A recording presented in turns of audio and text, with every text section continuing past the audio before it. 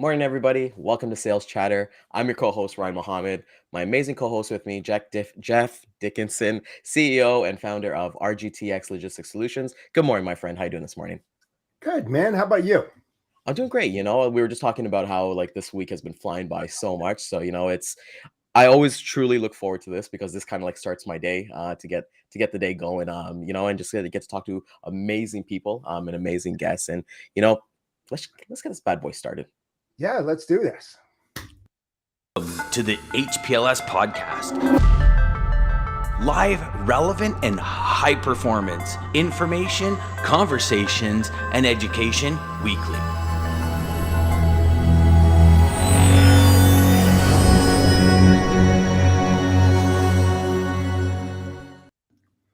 Boom, there we go. And Jeff, yesterday when we were chatting on our episode yesterday, when we talked about like the three habits and things like that, it actually got me thinking quite a bit. Yeah. And I appreciate you sharing that because it's a lot of people are like we said, we're talking about New Year's resolutions and we're talking about different things, but it's like, once you kind of build those habits and you're continuously growing every single day by being consistent. And the one that stuck out the most for me is having empathy for people. And I want to thank you for that because like that was for me, that was like, wow, it's those things that we don't think about. Yeah. So as this morning, we have an amazing guest with us. We do. We have Jette Stubbs. She is the owner of the Happy Career Formula. I believe she's the author as well, and she has an amazing story that we spoke a couple months ago, and I was like, wow, like people would really, really cling to this. So we want to reach out and say good morning to Jette. Welcome to Sales Chatter. How you doing this morning, Jette? I'm so happy to be here. I'm doing well. I'm really excited to talk about how my story relates to sales because it really was me learning how to sell myself. I think that happened to all of us, Jet, Yeah. especially when you're not in sales, but I am now and learning all the intricacies, if you want to call it that, about how to go about selling stuff. So welcome to the show. Thank you for taking the time out of your day to spend a little bit of time with us this morning. Let's get into it. Tell everybody about your background. How did everything evolve where you are right now today? So today I am a career and business coach. I help people design work to fit their lives. So that's typically focusing on six-figure careers, whether that's a job, freelance service, or business. So I help people find what they love to do and sell themselves so that they can design a job, a freelance service, or business that fits their life instead of squeezing their life in with the few hours they have left after work.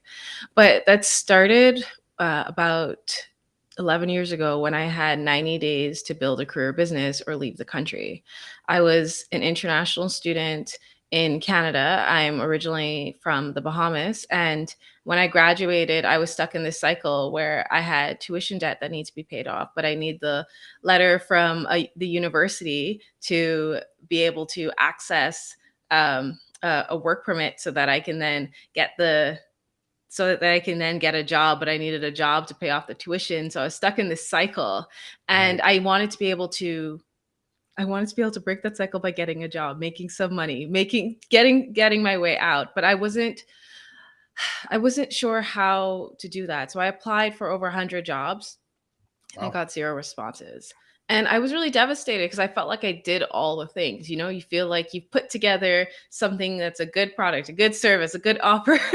I had done internships, I had volunteered, I had built work experience, I'd gotten a degree, and somehow it wasn't turning into the opportunities that I wanted. And what I learned was it takes one set of skills to do a job and another set of skills to get a job.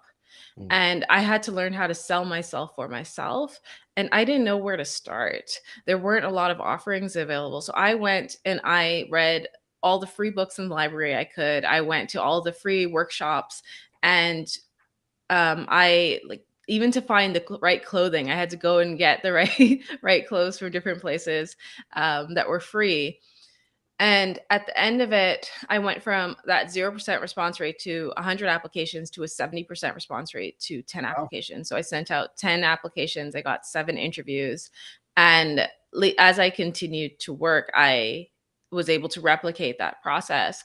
Um, but when I first started, there were a lot of obstacles. So I took the highest paying job, of course, because I was terrified initially. I didn't want to be stuck in a country with without the ability to return home because I couldn't afford it. So often people are unable to return to their homes and visit their families because they can't afford it financially. I didn't want to be Right. stuck in what I felt was like a dead end job in cold weather.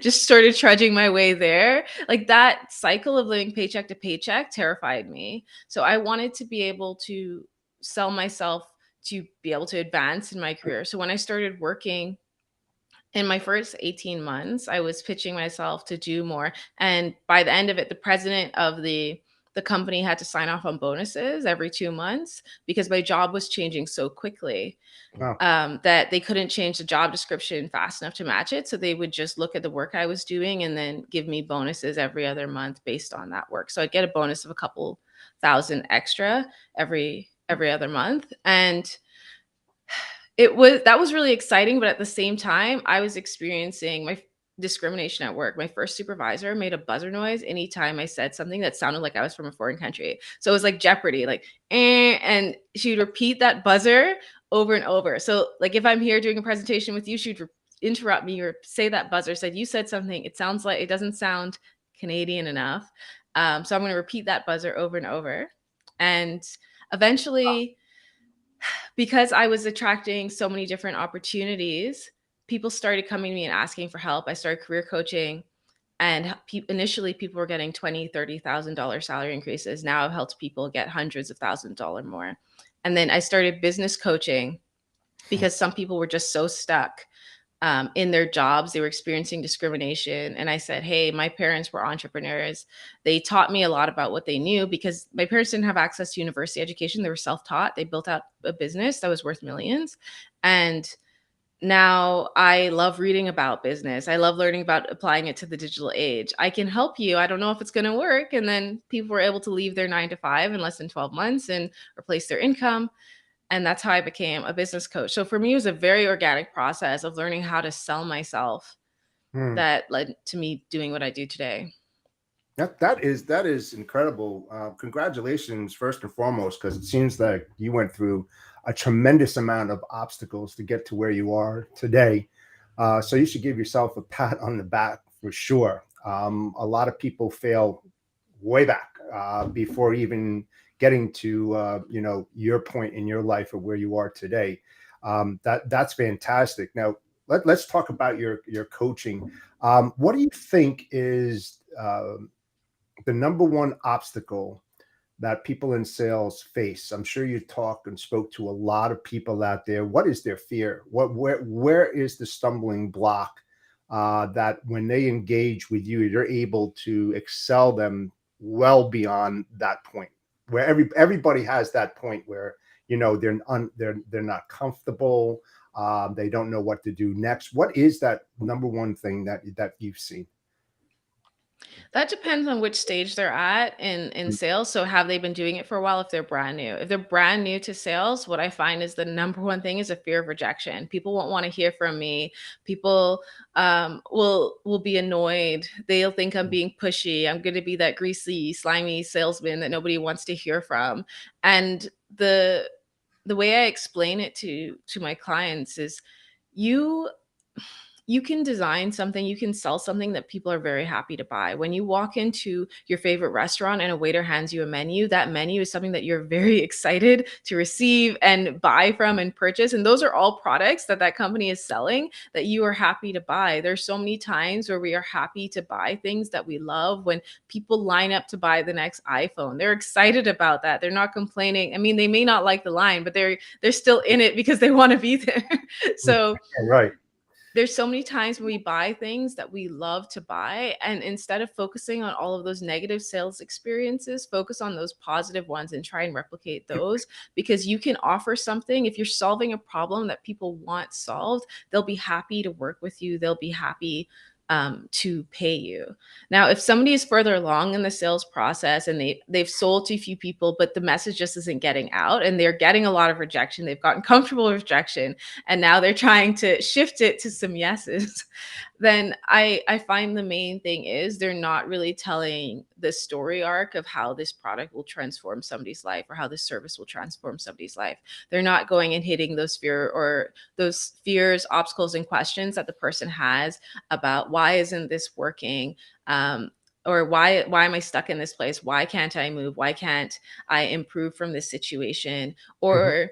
And they're not saying how their life will transform at the end of it. They're not painting that picture because they tend to focus on the middle part, like how the product will help or what it does, instead of telling the life transformation. So when I talk about what I do, like when I first built out a course, for example, I initially started by saying you need to learn this aspect of resume design. And that was the module, that was the name of that learning module. And then I realized I need to say resumes that convert strangers into your super fans. That was a much more Yeah. attractive title because Mhm. that's the story arc that people want to hear. They want to hear, that's what it does. It gets you from a place where your resume is on the rejection pile to something where it's working really well. It's the same thing for product and service descriptions. When I work with people for product and service descriptions, I said, I got into the nitty gritty of this is how we're going to design your product. And that is what I teach in the course. But the way I describe it is products that make it so you can sell with ease. Like you don't have to worry because the product is almost selling itself because of how you've designed it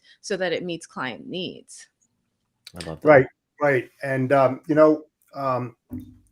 when we get into like the novice part where people are just entering the field, they want to be salesmen or women. How do they define what they sell? How do they design their niche? Everybody that gets in it, they're really not sure, and they're trying to find out what to sell, when to sell it, sort of speaking, right? So how does one define and focus on the product, whatever it may be, that they should be pushing? How does one determine that? How do you help them to get to that point? That's a great question, Jeff. So the way I help people do it is I break that down. If they have no idea what they want to sell whatsoever, like what product or service they want to create, I start with three areas of their life. I look at, okay, what type of life do you want to live?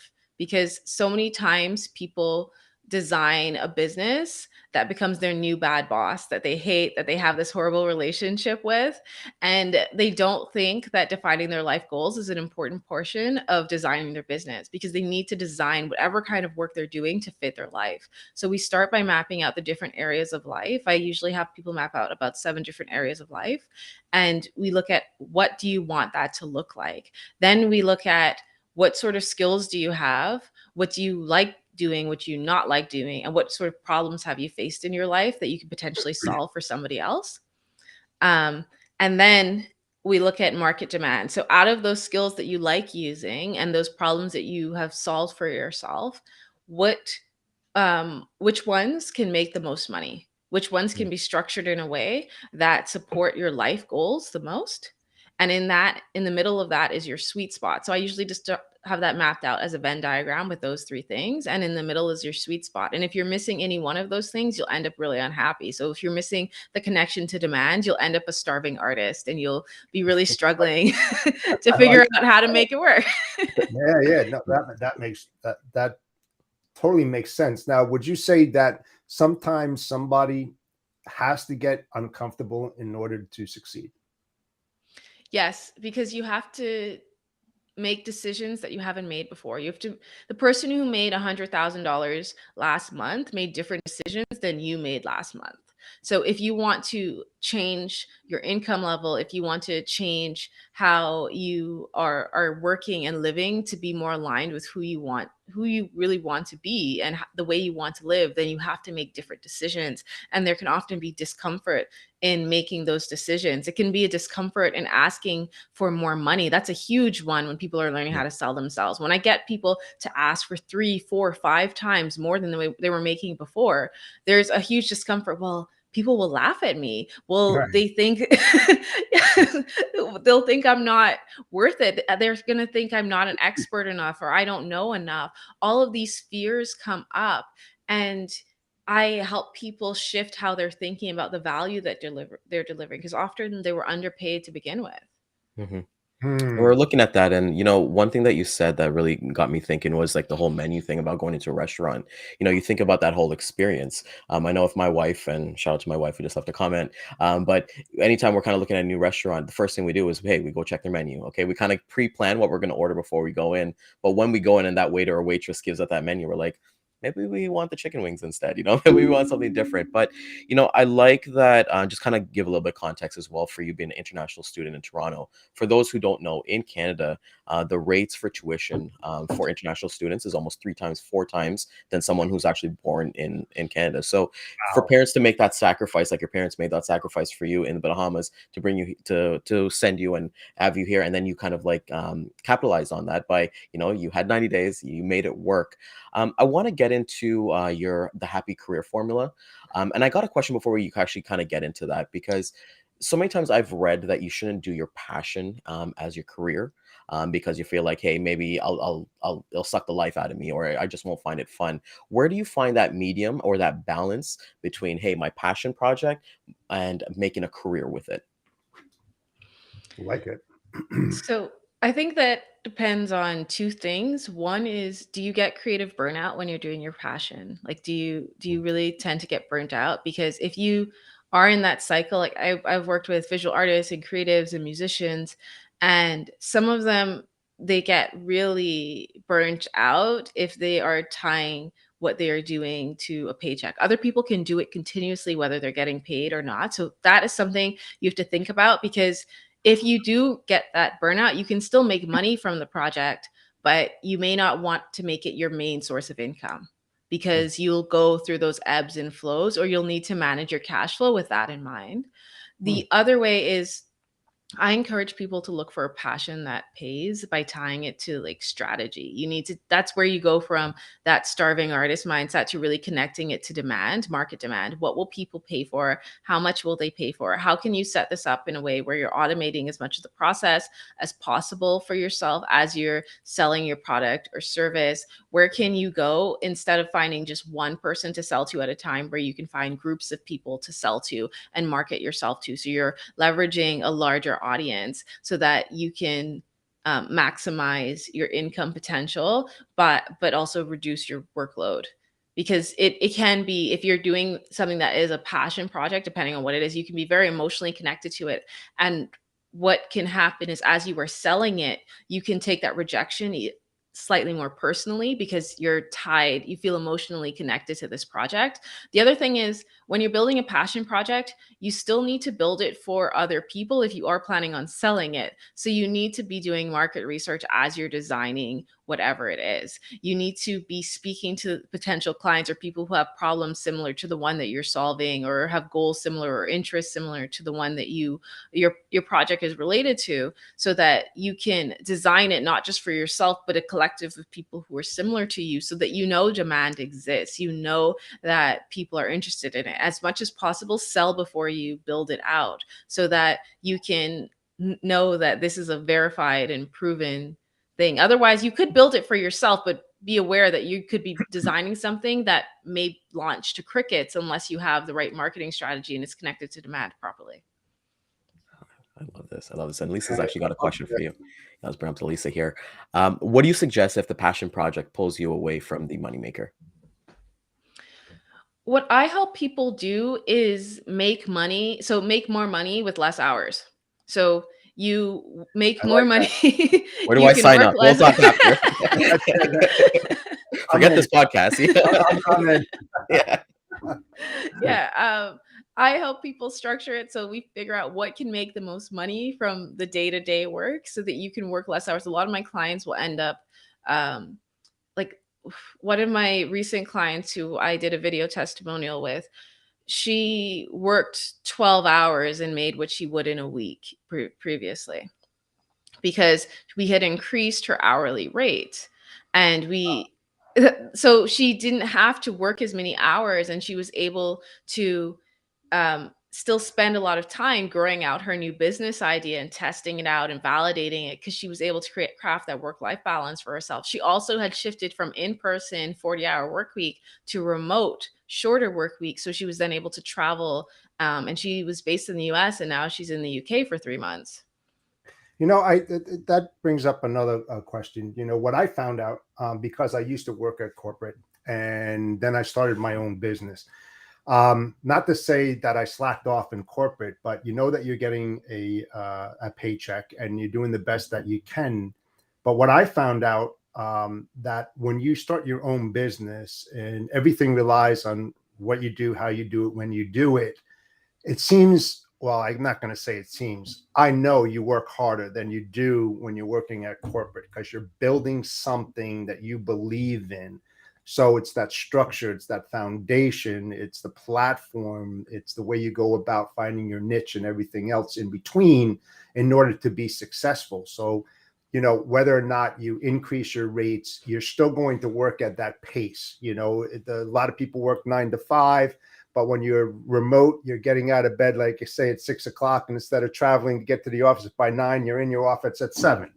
Instead of working until 5 o'clock and getting a train or a bus or a car and getting home at 7, you're in your office. So you're gaining, at least 4 hours a day, if not 20 plus hours a week, doing what you love. So I find that, and I know you definitely put in a lot more work than you do when you're getting that paycheck on that weekly basis and sitting in your chair 9 to 5. I mean, what are your thoughts about that? How does one compress all of that to still reach their goals and objectives?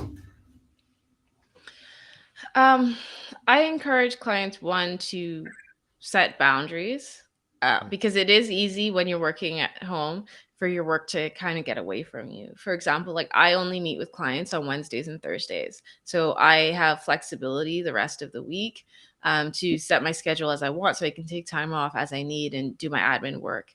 Um, the other thing that's really important with that is sometimes clients, especially if they're starting a new business, as you start a new business, there is this idea that you need to really prove yourself to every new client that you work with.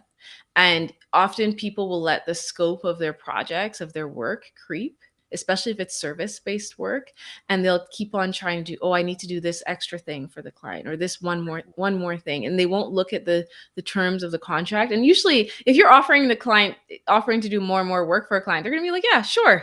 And you're not charging them anything extra. Like it's a win for them. But what's going to happen is you're going to burn yourself out. The client would have already probably been satisfied, and you're not actually checking, like, did they actually get what they want? Are they satisfied? Are you going back to the initial contract and terms that you laid out?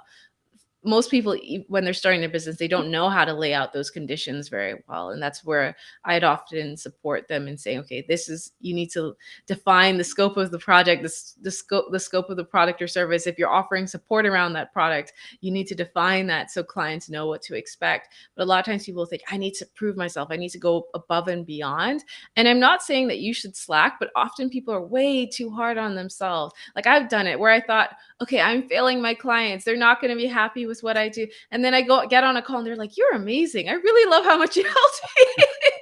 Because we have this internal voice that feels like it's imposter syndrome, we're not doing enough. Yes. And so we'll let ourselves work more than we need to. The other thing is, in the beginning, if you don't have support, if you don't have guidance, you can spend a lot of times doing things that will not make you money. You focus on all the wrong activities, and then you fill up these very long days that don't lead to enough money. And then you think you just need to keep on doing it. And it's all of this trial and error instead of really focusing on the things that are going to get you money now.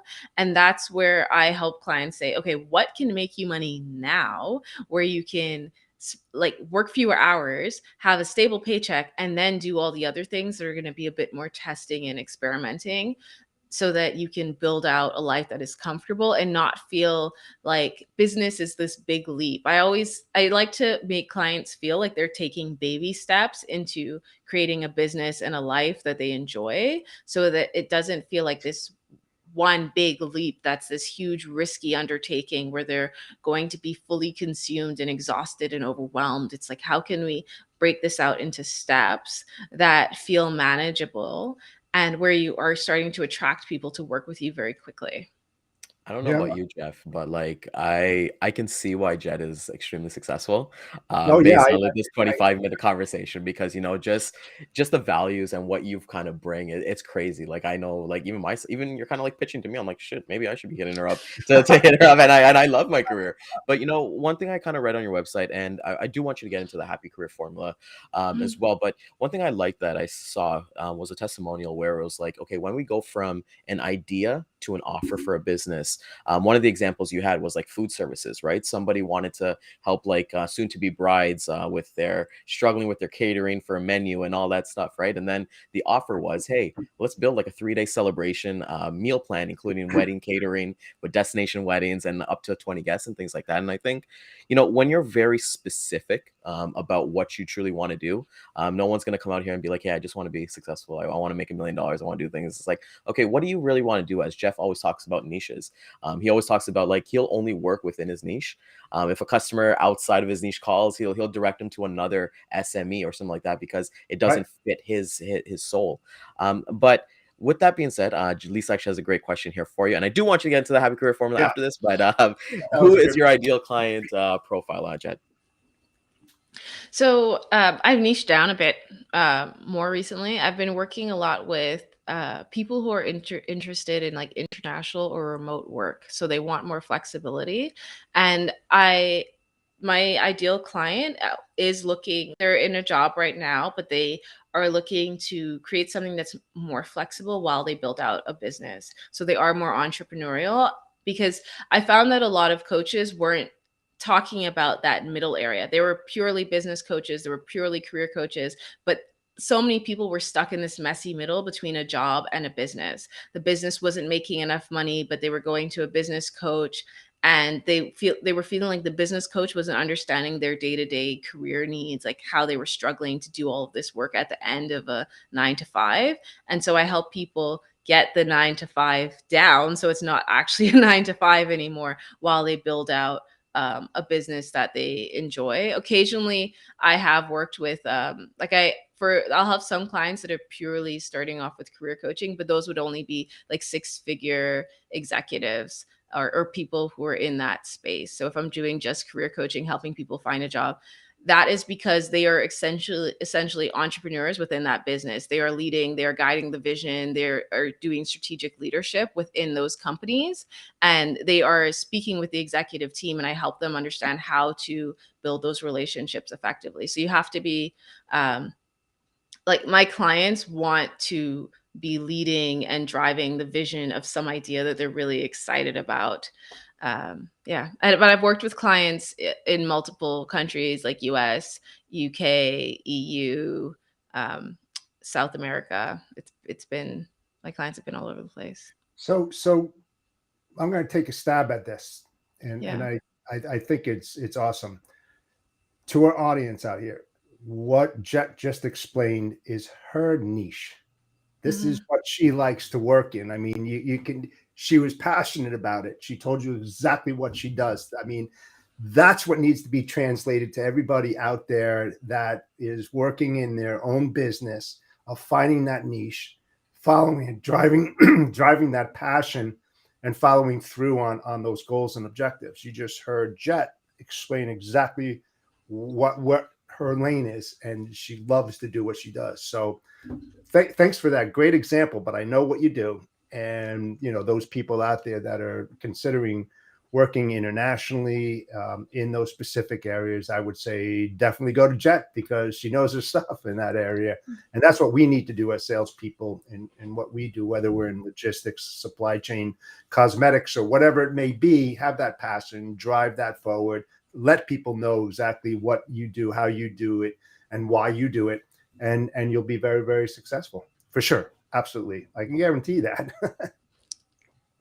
That's awesome to Yes. kind of think about. And, you know, As we're kind of getting here to wrap up, I want to like just it's just astonishing to me, the conversations that we're kind of having right now, because like this is truly driven, like you just said, everybody in sales, you think about that quote unquote elevator pitch, or kind of like what your script is kind of be, or things like that. But when you define what you do and what you want to do, it's so much better.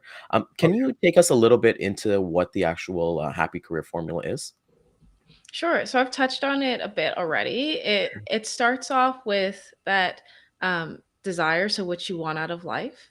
That Venn diagram that I talked about earlier. So the first component is desire, what you want out of life, because you need to set your life goals because your work will fund your life. And if you're happy with it, it will be something that is funding a life that you enjoy. That is usually the determinant. If you're enjoying the work that you're doing during the day and it funds a life that you enjoy, you're usually content. So the next piece is the skills. If you're going to be doing work that you enjoy, you need to be enjoying the skills that you're using on a day-to-day basis. So what skills do you enjoy using? Which skills do you not enjoy using? But also, which skills are you interested in using? Because there's also a growth mindset attached to that. Which areas do you want to grow in and do something different? And then the third piece of that Venn diagram is what is market demand? What will people pay for? So I always explain it as everybody has a tension between where they are now and where they want to be. And I have this tension, you have this tension, companies have this tension between where they are now and where they want to be. And your gap is your life goals. Their gap are their business goals, their individual goals if you're working with a client. And so you need to come in and say, I can solve one piece of your puzzle to help you get one step closer to where you want to go in your life and your life goals. And these are the skills that I enjoy using. Like I love what I do to help people design work that fits their life. So you need to be able to say this is the step that I'm going to take, because if you said you can solve everything for everybody, nobody will believe you. You need to no. niche down. You need to say what type of problems that you're solving. Like I love people who are doing international work or remote work. If you're going to stay local, I want you to have that flexibility to work from home and be where you want to be. So those are the people that I love working with. So you need to be able to define that for yourself and say, this is the one part of the puzzle that I will solve for you. Like you shouldn't come to me if your child's sick. You should come to me if you want if you want help. If you want help building the career that you love. So after you've done that, then you need to find ways to avoid three traps. So the three traps: if you don't have demand, you'll be a starving artist. If you are not connecting the work you are doing to your own desires, you'll be an unhappy professional. You could be making a lot of money. So many people who I work with are making six figures, but they're really unhappy because they're not connecting it to the life that they want to live.